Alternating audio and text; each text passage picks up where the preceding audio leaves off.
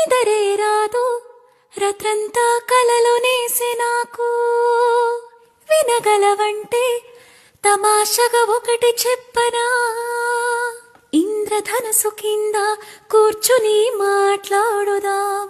అలాగే చందమామతోటి కులాసా ఊసులాడుదాం వింటుంటే వింతగా ఉంది కొత్తగా ఉంది ఏమిటే కథనం